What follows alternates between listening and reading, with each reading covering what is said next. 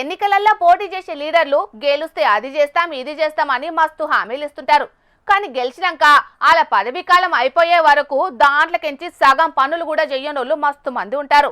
కానీ గీడొక అక్క గెలిస్తే చేస్తానన్న పనిని ఓడిపోయినా కూడా చేసి అందరి చేత శబాష్ అనిపించుకున్నది.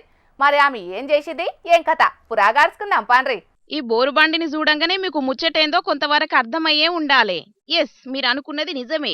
ఎన్నికలకు ముందు ఇచ్చిన మాట ప్రకారం ఓడిపోయినా కూడా బోరేయించింది గీ అక్క.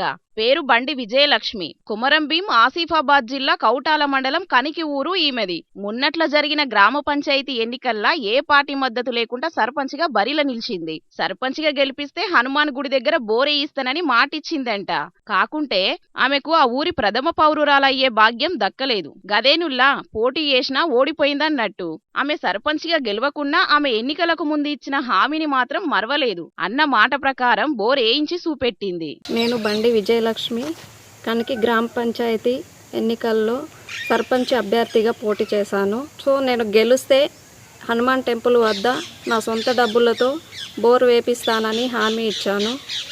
అనుకోని కొన్ని కారణాల వల్ల ఓడిపోవడంతో నేను నా కార్యకర్తలు ఇచ్చిన మాట ప్రకారము మా సొంత డబ్బులు జమ చేసుకొని హనుమాన్ టెంపుల్ వద్ద బోర్ వేయించడం జరిగింది. ప్రజలు సర్పంచ్గా గెలిపియకున్నా ఇచ్చిన మాట ప్రకారం దేవుని గుడికాడ బోర్ వేయించి అందరి చేత శబాష్ అనిపించుకున్నది. కానీ ఈమె ఈ పని చేసి ఎన్నికల్లో అడ్డగోలు హామీలిచ్చి పని చేయకుండా పొంకనాలు కొట్టే లీడర్లందరినీ తువ్వాలల చెప్పు పెట్టి కొట్టినట్టే చేసింది. ప్రజలకు సేవ చేయాలి, మంచి చేయాలనుకుంటే ఏం అడ్డం కాదు, చెయ్యాలనే సంకల్పం ఉంటే చాలు అని నిరూపణ చేసింది. చూడాలి మరి ఈమె చేసిన పని చూసినాక ఎంతమంది లీడర్లు ఇచ్చిన హామీలను యాద్ చేసుకుని అమలు చేసే పని ముంగటేసుకుంటారో.